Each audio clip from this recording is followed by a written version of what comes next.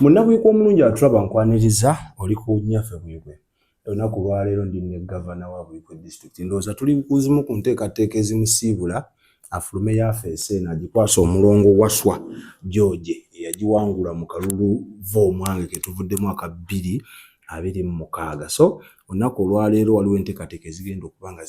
zitandika mu Buyikwe district yonna okwetooloola. Bannange tukaabye enfuufu. Bw'oba omanyi okaabye enfuufu ebbanga lyonna, njagala vidiyo eno bw'ogiraba gisheyalinge gitambuze ng'okooye enfuufu mu makubo ge tusinga okukozesa mu Buyikwe yattu. Kalira ntende. Andi n'omukulu Focus Kyeswa yakutte kamera mulungi nnyo mu abalina emikolo mukubireko oba osobola okunkubirako embeera n'etambula bulungi nnyo. Ate n'ekirala t-shirts zaffe ezannyaffe Buyikwe weeziri. Abaagala surprise yaffe ng'oyagala osurprisinga omuntu wo, enamba y'essimu eri 0755 gwena gweyagala go surprising oyinza okwagala ku surprisinga cheya noyagala omuntu wamu ka surprise nze nkona kasimu embeera etambule bulungi basinge surprisinga sente anti ne bazimpa wenzireeta osooka kuteeba okuteeba abazimpadde okati wachaba ayagala biba byakunnumya apewe sente aba agezesa nkolagana gy'olina naye oba yaddala eradde uli utya ndi bulungi omugamba mutya tuli bulungi byebaleko mpola ffe tuli wano tukakalabya tuli kumalako financial year egenda kuggwako omwezi guno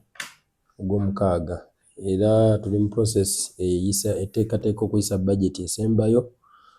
tusigazaayo kansa emu egenda oyisa budget ngeno girese eyaleero bweggwa era 26. Yes, tubuzayo kansa emu egenda obeerawo mu Gwokutaano tuyise budget neetambuza financial year ejja 2026-2027. Abajja mmwe mubagirekerawo abajja kati kirungi wano Speaker Waswa George yalondeddwa nga chairman already ali mu system tagwa mu mbi atambulira mu byenyi budget yonna gye tukola alinamu input ne ba honorable councillors abakomyewo bonna balinamu input okujjako be balonze nga tebabadde mu council abapya abo ye bajja osanga nga twamaze obateekerateekera batambulire mu eyo kiba kirungi oba ki for example kimanyi nawe ina budget ate gwe wasinga kuntegeeza nti wasanga mabanja mabanja mangi go tegaggwawo wano mangi nnyo kiba kirungi eri obukulembeze obuddako mu obugendo buteeke mu abagenda ate obateekerateekera tubateekerateekera kuba naffe era twajja twasangira bateekeddeteekedde naye oba omugezigezi budget eno ebeera ya chairman oba omugezigezi nga we baba kulonze singa Waswa George bamulonze tali mu council aba alina okubeera ng'akwatagana ne chairman aliwo wabanga si yamuwangudde waba yamuwangudde awo biba bizibumu naye oba olina kati okubanga chairman awangudde yenna awuliziganya ne ba heads of department ne chairman current chairman aliko ne speaker priorities ze ne bazisaamu kuba oyinza omalako omwaka mulamba nga byonna byewasuubiza abalonzi tewali kyokozeeko n'ekyo bitandika munaku 10 ze wabawa oluusi bagaba ennaku 10 nga tonna kyotaddemu n'ekimu kubanga budget balala ebagikola gy'olina otuukiriza gy'olina otutambuza ate nga byokola byonna olina bijja mu bayibuli yaffe ye budget yaffe eyo olina otutambuliza ssente kwe balina ozaalocating tosobola kuspending outside the budget. Ekindeeso ekipayopayo kyeky'enguudo ezitufuukidde ekizibu mu Buyikwe district buli woolaga enfuufu nze kulaba nali mweru nga ggwe naye kati naatera otuuka ku level ya Focus Focus afaanana ati Focus jangu kale tekisobola ekyo ekirenze kale on serious note tusaagamu kyeyenfuufu esusse enguudo zaffe gye tutambulira naddala ezo enguudo ez'omunda ndoomu waliwo solution nga temunnannyuka so enfuufu y'omu Buyikwe nnyingi twafuna omukisa nti twafuna municipalities zirina project ya Westmed era Lugazi municipality naddala Lugazi Central Division in particular yegenze improvinga chorus atuuka kati kumpi ku maka g'abantu tuli kupushinga n'Enjeru municipality efune Westmead ebadde bigisumbuwa ba substantive workers tugenda tubasaayo okulaba nga nabo baqualifying ofuna Westmead project kati tuba tusigaze no Buyukwe South constituency oba Buyukwe main so mu mbeera eyo bulijjo tulwana tukola submissions nti zino municipalities zo zina kye zifunyeeko naye ate zino ezitali municipality so twafuna omukisa mu kulobinga okwenjawulo mu project egenda beera ya World Bank egenda beera funded ne World Bank ya selectinga district 7 mu Uganda ne Buyukwe ne tufuna omukisa nga bagenda tukolerayo enguudo buli district bajja gikolerayo enguudo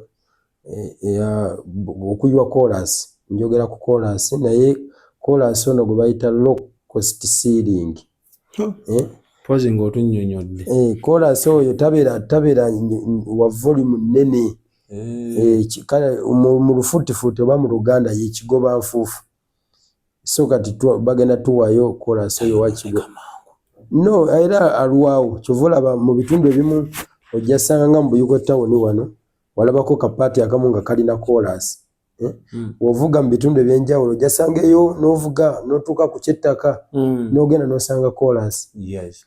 kati mu Njeru municipality woba ogenze ng'ogende no ku Kinaabi primary ovuga n'osanga nga awantu awamu wali chorus naye ng'agenze ayonooneka buke mbuke nasanga ewansi n'embuuza wano bakukusizaawo nakapatu gye yali abeera oyo chorus okuva wa Ekafunta bamukola paka agenda ku industrial park so yes oyo yali mu program ya industrial park so ino program egenda kutandika mu financial year ejja 2026-2027 district yaffe ye Buyukwe yemu kuyalidde empanga era ministry ya transport ya works and transport yamaze ddo tuwandiikira era ne twasubmitinga dda amakubo ago getulowooza nti yegandikoleddwako mu Buyukwe district main era nga batuwa kilometers 6 ezigenda okukolebwa so gwomanyi wootematema kilometers ezo bakuwa 6 gwe n'ozitematema omugatte ate tufuneeyo ne bridges zetujja okukola eryo bridge nga mbi nnyo nga sente zaffe zino tezisobola kati nga olaba bridge etusumbuwa ennyo okuva e Bugoba ne Buyomba eyo y'omu kisanja kino ebadde enfuukidde akayinjamu nga tongiteekako sente enkuba n'etonnya n'egitwala naye essaawa zino abantu batambula twagikolako omulimu omulungi era olifuna omukisa n'ogendako n'ointerviewingako abantu b'e Bugoba oba abantu b'e Buyomba basobola okubuulira embeera gyebatera nga bwetabuka engoye bazeetika ku mutwe eno wansi ne babeera bute nga bali mazzi ne bakulosinga kati gwe ayagala ebyonoonese ogenda awo naye twakolawo mangu okulaba ngaembeera eyo evaawo era nyongera okwebaza kanso tiyakkiriza neteekawo sente nnyingi okulaba mu Njeru ekyo no mubeeyo yayawula constituency ya Buyukwe South ne Njeru municipality oba Nyenga division so bakati batambula bulungi so kati ezo ze bridges ez'amaanyi zetugenda okuwaayo mugenda twongerayo endala okutuyambako zibadde mbi bazimaintaining so mu makubo agagenda okuyibwa chorus oyo wakigoba nfuufu abantu b'e Buyukwe mupulirize bulungi getwamala ddo submitingayo manyi tubikola bwe tutya oli najja naga nze mbikola beetuuma enguudo beetuuma amalwaliro naye ffe namala dde okusubmitingayo nga nkwataganye ne technical team kuba waliwo factors zetubadde tulina okonsideringa nga traffic motoka meka ezitambulirako piki meka ezitambulirako mu bufunze luli bize bitya byonna nga tumaze okutuula wansi ne technical team twaweerezaayo amakubo agagenda okukolebwako nga makubo ago tulinamu okuva e Nangunga ne tugenda paka Nansagazi eryo stretching okuva Nangunga Kawoomya si paka Nansagazi simanyi oba omanyi Nansagazi boyo tuwonyeze enfufu yawo yogita mfufu road eryo bali liriko kilometers 22.8 bagenda liyiwa program etandise Nangunga Nansagazi kati ne tubeeramu awo ekawomya paka Senyi ako nako kalina kilometers nga Kawomya Senyi kali mu kilometers nga 7 kali ziri 9.9 Kawomya Senyi bagenda kuyiwa Balimanyancha Kasubi otuuka Kasubi mutano okuva eno nga ku Waswawo bagende paka Ngogwe mu town banone ku chorus ako bagenda kayiwa Balimanyancha Kasubi tuliyita Balimanyancha Waswa Ngogwe batandikiranga ku Waswa bambuke Muteesa Kigali paka Ngogwe onawo tuwone eryo ziri kilometers 14.7 wetuva tulina ekkuba erigenda eriva eryambuka ku Ngogwe sub county nerigenda nga ku Busaba Dinkoni neryetoloola ffe twalikazaako Ngogwe Ring Road neryetoloola nerigwa ku St Peters ey'Engogwe lyetoloola bwe liti nerivayo ku Busaba Dinkoni nerijja ku St Peters primary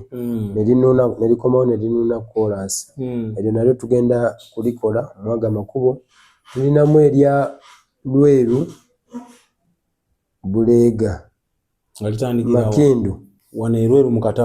mu katawuni nerigenda Buleega paka Makindu eryo nalyo twadisubmitingayo okulanga nalyo bali kola Makindu wano ku main yes okuva Lweru paka Kikooli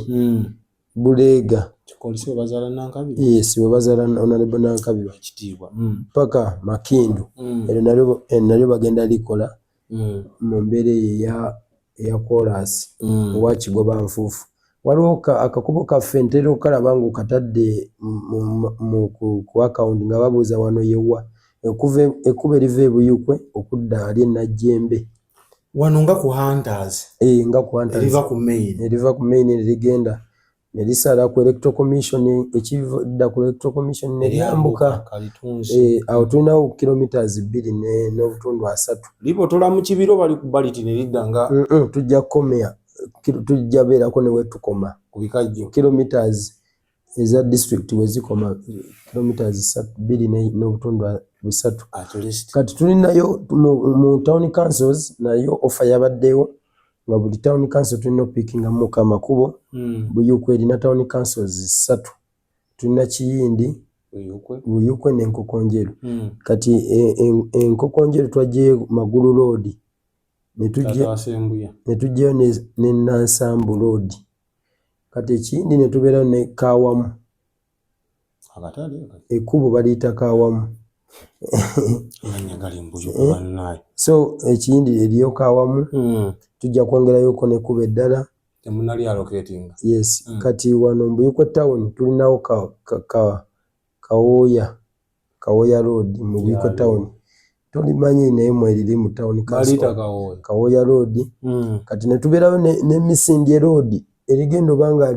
lyetoloola ku district lyetoloola ku district headquarter empya lyonna lyo twalisubmitinzeyo ku makubo getuteeberezebwa nti World Bank ejja gatuyambako so yeyo program abantu b'Ebuyukwe gye tulina era gye tubadde tufumba njagadde nsooke ngibanjulire abantu bagimanye ereme bagwako buki kibwatukira n'abadde alina enteekateeka ezigamba eyo wala wabi biki bamanye nti eyo program weeri is it a done deal oba tuli ku probability kye atujja tandika ozina amasajja eno program egenda beera funded by World Bank tugamba omuzungu yagudde eddalu so World Bank era tuba tulina kusabira busabirizi batuwe sente era nange mu parliament kyengendayo kwekungera okwogera ku bino kuba Buyukwe district tuli ba beneficiaries mu district nyingi mu district ensavu musanvu netwapiyalinga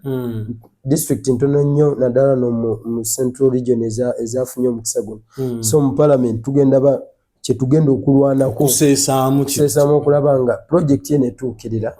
okulaba nga kubanga kati kubamu ekifaananyi aga amakubo gonna ge twogedde nga bagakozeeko bagataddeko kolansi owa Kigoba Nfuufu. Nyinza okugomoka nti Buyukwe eba ekuze era abadde ba planning osenguka mu Buyukwe banemugira mulindako ploti zo zigenda kulinnya ate kitegeeza nti wetukola amakubo gano egakolebwa tugenda kugulawo amapya agabadde ku sub county level gadde ku district level agabadde ku bulungi bwansi gadde ku sub county level. So nga buli woyita okola ki otambula naye nga mu kino kyetulwana kulaba nga abalima ebirime byabwe bafuna amakubo agabituusa mu katale. So tulina amakubo amagatakoneddwako ag'enkizo naye twatunuulidde nnyo traffic bizinesi ya like ekuba engeri gyeriri bizi litya ligattako ki so netuvaayo n'ago amakubo. Nsaba abantu b'e Buyugwe project eyo mugimanye ng'ate tukyali ku lutalo olw'okulaba nga ekkubo lyaffe lya Lugazi kiyongereko kubeera bajagamba amanyi abantu bamanya programu eno etagetinze ki era ani ali eno eri funded ne World Bank bajagamba lwaki tebalonze lino eddene ate kolansi gwe bagenda okukola kuno si ye ekika kyekimu ne kolansi akolebwa oli eve duty agenda okukolebwa ku Lugazi Kiyindi. Oli waani abeera wayonwa oli Minister of Works naye ye si low cost ceiling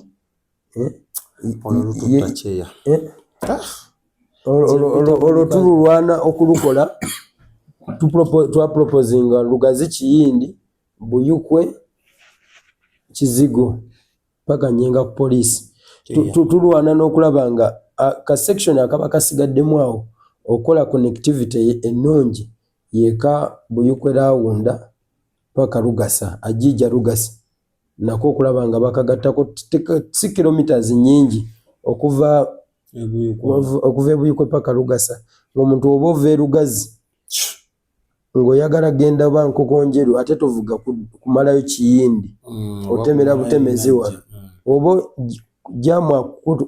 akutte ng'ova Jinja oyita buyisi wano Kizigo n'ogwa wano Lugasa. So ezo access roads ze twagala okulaba nga zikolebwa. Ate era njagala otegeeza abantu b'e Buyukwe nti ekkubo lya Lugazi Kiyindi ekkubo gavumenti erina okuba nga yalikola dda kuba mu nkola y'emirimu oba mu poliisi ya gavumenti bagamba nti buli kkubo erigatta ne disitulikiti ebbiri lirina kuba era lya kolansi. So lino Lugazi Kiyindi ligenda paka Buvuma paka Kitamiiro Buvuma district so lirina okubeera nga liri tamakiti. So tugenda era wetutuuka mu palamenti tugenda kukwatagana n'ababaka b'e Buvuma n'ababaka b'e Buyukwe twongere opushinga okulaba nga ekkubo lino liri mu work plan naye lisobola obeera mu work plan naye ng'eriri wala namba mwe liri aga tujja sooka tukole lino kati obuvunaanyizibwa bwaffe bwakulwana lisembere lisesetuke live gye libadde liri lisembere wano tusobole okulaba nga likola ki likolebwa naye buli omu akimanyi nti ekkubo lijja kukolebwa naye ddi yes kati naffe gye twagala okuddamu when because tutegedde nti lijja kukolebwa but when jeje mwami yali ajja ne batusiikulira enfuufu eriawo okuva wali erikataka paka kati awe tugenda okulwanira okutambula mu komitize ez'enjawulo budget committee komiti ya works okumanya work plan yaayo okulobinga wano ne wane okulaba nga ekkubo lisesetuka okuva mu National Development Plan phase 4 kati gye tulimu libe nga lisesetukako kuba lino kkubo kkulu nnyo tubadde mu phase 3 kati tuyingira 4 no tutambulira mu National Development Plan phase tubadde nga mu phase 3 kati buli buze expiring kati phase 3 expiring kati tugenda mu NDP 4 obuli awo 5 6 7 8 9 10 wetu tujotamba ne district erina development plan wangu yekoche ya tukubaliddeko ate kati oluguudo tugenda lubanja so nze amakubo district yo negamba ke twafunye kana nze amakubo nga bulidde abannabuyukwe ne district endazigenda funa program yemu kino ekiwandiiko byenjogera bino si byanjwanjwa sikalebule ngenda kuwako n'ekiwandiiko okiteekeko ekyatuwandiikibwa mu mwezi gw'11 nga campaign enyinyitira naye bino ne tugamba nga tusooke tubireke muli mu nkumbi bakubyogera mu campaign bandigambye mumulaba biki omanya kwasabira akalulu neŋŋamba akaffe kye tusirike bano bannaffe ababadde ab'ebigambo ebingi basooke bafulume abokazi bakatone waswa tobamanyi lesi temwabadde mu balongo naye anti kati buno obudde bwe tulimu bwa reconciliation temwabadde balongo obudde bwe tulimu bwa reconciliation tulina kugatta kati abantu tulabe nga ffenna tutimming up okukolera abantu b'ebuyukwe so gwenjuyi zonna bali tobalinaako obuzibu you can put it there around the table n'ofuna ne ku magezi no myamwe freelance balina experience nze muntu omwetowaze agenda buli wamu okusikinga ate a moment osobola okuconsultinga any advice from them kuba basiniabo no webanga bagadde nga bali available nga baaniye abalongo bogambye because basiniabo yola yes basinia simanyi mbadde sikimanyi naye nze ndowooza mpisemu experiences nyingi kubeera okubeera chairman 5 oba olina ebintu bingi byotaddenene gwetogendangayo omwali n'emyaka 10 plus omulala alinayo 5 bonno bagendayo nga tebalina kibali nze ngendayo nga mbadde chairman 5 policy zonna nzimanyi buli kimu kimanyi okitegera so kanso wano gye tubaddemu wano eyawukana katono ne palamenti anti lugazania lugazi anti awo ffe tuwe tugenda olwanira tujje ojjeeyo kyekyabantu mugenda kukolera wamu nga kinywamu abana kuba Buyukwe South constituency erina ebizibu tulina Kindi Town Council terikodde tefuna ssente tefuna ssente za mirimu tulina Kiyindi terina erese center firi terina seed school okitegera ninawo point yo niho bankuleke so ndowooza olaba ebyo bikyalakinga tukyalina okulaba ngerese center for eggwa ekindi eyaffe y'engugwe okubeera functional tukozeeko bye tukola naye tenaba kubeera fule functional so tulina okulaba nga facility eyo ekola okitegeera ffe tutaddeyo abasawo ne tuteekayo buli kimu equipments kati tukyalina okuzimba zi maternity ward okulobinga ssente okuzimba zi ward nti ne baba bakulongosezza tebakusiibula busibuzi kudda waka tulina obeera ne female ward ne male ward so ebyo ebintu ebimu byetufunuulirawumuliramu nkaawo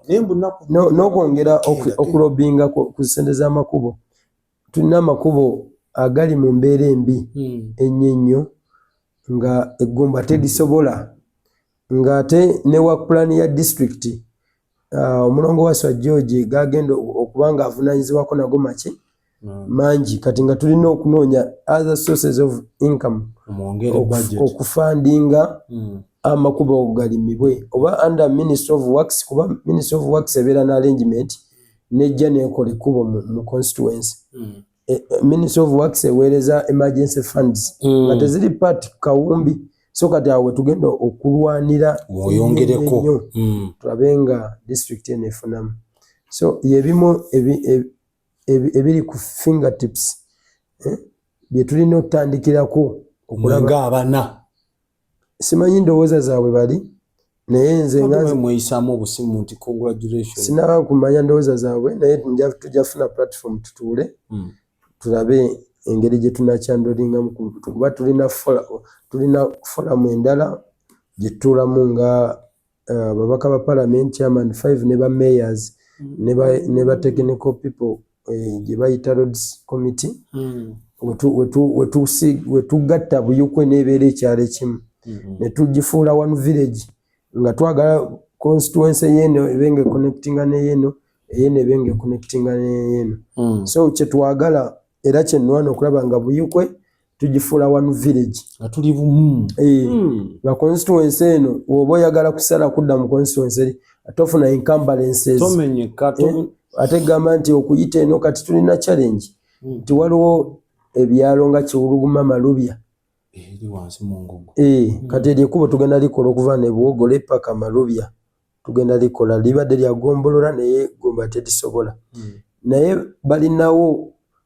shortcut we basobola okuaccessingira primary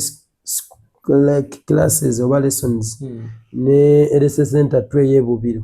naye enkula y'ekitundu balina okutambula kilometers kumpi nga 2 kwetoloola okugenda ku LSS center to n'okufuna primary education naye nga waliwo okuva e Lukanga okusala okutemawo ekkubo okutuuka e Kassi ziri kilometers nga 3-4 okuva wali naye ng'ate oba tolitemyewo erikubo bagenda kwetoloola kilometers nga 2 so eyo ebimu bye tuli okutunuulira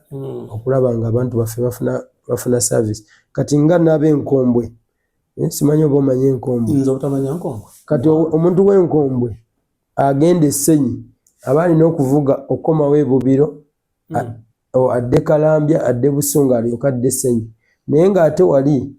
ova enkombwe ng'odda Kamuli ogwe Bbogo distance ntono nnyo akakubo sitosooka ddima Bbogo oba kati ni akakubo kubo weeriri naye lirina agayinja so emmotoka tesobola kuyitawo wa boda oyitawo naye era nawo oyitawo mu hardship ey'amaanyi so aga amakubo ye gamu ge tutunuulidde tulina bannaffe si ekkubo eriva Essugu Binga okugenda paka Buweera eryo nalyo liri mu mbeera mbi ya sub county nalyo tuli kulwana okulaba nga likolebwako live ku level ya sub county kuba panvu nnyo lirimu ebiyinja ate eriyo abantu bangi so twagala live ku level eyo lidde ku district level oba ku ministry level tusobole okulaba nga abantu baffe bafuna service so yebyo enteekateeka ze tulina ng'abantu b'e Buyukwe South Constituency nze Kanabijjima omubaka wa parliament omulonde agenda okulayira mu mwezi ogwokutaano ate tandika okukakalabya emirimu mu kulayira Jimmy naye wamandeke antwale oyagala okgenda essuuti nagigolola dda for your own information tugenda essuuti ye olowooza batwala abantu bameka bangi babeera 2 tolinde pati egenda beerawo sawa yonna gwe ogenda oteekateeka toteeketeke pati tulina okwebaza abalonzi tulina okwebaza abalonzi batukolera omulimu gwa ttendo ne tuwangula amagombolola gonna 7 twagasa ku ttaka ekitegeera so tulina okwebaza abalonzi nessaa zino tubeebaza olw'obuvunaanyizibwa obupya bwe baatuwa era tubasuubiza tugenda kukola obuterekera tulina project emirimu gikyatambula tuli kuzimba masomero nga Makota tulizimbayo classroom Emakonge essomero lyo Emakonge wano Buyukwe sub county tuli kuddabiza ekyo ekizimbe ekibadde ekifaanana obubi Enambete eri C tuli kuzimbayo classroom nayo wano Sugu Umeya nayo tuli kuddaabiriza Sugu Umeya wano Matale nawo tuddaabiriza so tulikola Makindu LSS center firi tuli kugenda kusereka maternity ekipya tulina ne tiimu enkyegendo tukyalira wano era singa nsaba obeerewo eya Muteesa Royal University eriyo bulijjo abagamba ombalaba ku mikutu nga bagamba Muteesa teriyo nina wano ebiwandiiko nandikulazeeko mbu university tegenda kujja Muteesa tebimanyiiko kati gwe kasankijja ku ggwe oli ne bwananula nsingo twakola dde obuvunaanyizibwa ne tukola plan eya Buyukwe ofuna university so kati ebbaluwa yampandiikiddwa Oweekitiibwa Ssekiboobo nga tulambika nti ku lunaku olwokutaano olw'enkya tugenda funa ttiimu eva ku Muteesa One University okujja wano okulaba enteekateeka nga bwe zinaaba. So twagala kubawaako ebizimbe ebimu batandike mpola mpola. Soda obeere nga oli wano ng'osobola okwenrollingayo kakoosi. Oli bize okola naye ng'osobola okujja wano e Buyikwe n'osomayo. N'abakozi ba gavumenti akolera wali n'ajja wano mu kirasi essaawa 2 n'asoma n'addayo ku mirimu. N'abantu baffe eriyo abeesunga ebirala. Omwana yagamba nenge oliwogera ku si yakubeerera kisi bukampasa. Eno ebbaluwa gye mulaba n'ekiwandiiko abakampasa saawa yonna kyavudde mu ofiisi ya Ssekiwooba Oweekitiibwa Matovu Vincent nga anambika okwaniriza ttiimu eno era tugenda gyaniriza bulungi. Kiri ekizimbe kya waggulu tulina olwedde miliyoni 4 ze tulina ku akawunti essaawa zino. Yes, tugenda kukola finishes, tuseemu endabirwamu, tuteekemu tayirozi, kalangi, paati emu etandika okukola. Abamu basenguke. Era ekirungi enteekateeka eno twagireeta omulongo wa George n'agyaniriza nga sipiika ne kanso. Kati ekirungi ate ye chairman. Ye chairman. Kati nze ne wemba siriiwo wano ku district olwedde programu zonna zikola ki? Zitambula. Azimanyi bulungi nga bwe zigenda kutambula. Tubaggyeko engalo. Ab'ebitiibwa mbadde ne gavana ali mu nteekateeka. Eddoboozi lyafudde okwogera nnyo. Okyayogera nnyo ate okugerera ludda okyasaba akalulu. Tukyayogera tulambula abantu baffe. Focus bo boogera babatiza bakwana. Focus ebintu ebyo si birungi. Kati waliwo ayagala commenting ekigambo nekimusiiwa. Anyway, mbadde ne Honorable Kanaabi ali mu kawungeezi. Oli buddepo bwa kawungeezi okwabulira yafeesi. Ne transition endowooza girabawo ennungi. Kyovaawo n'olekera muno naye n'akola ki? Si byakusika bipale kwambula. Naye ofiisi n'ogibaamu ogibeeramu n'ogamba eno yange paka si kituufu. Si kituufu. Focus lwaki totujjaayo ne tusinkana olundi nnyaffe Buyikwe omukutu kwe tuli babayi. Bannyaffe Buyikwe wagwanyi.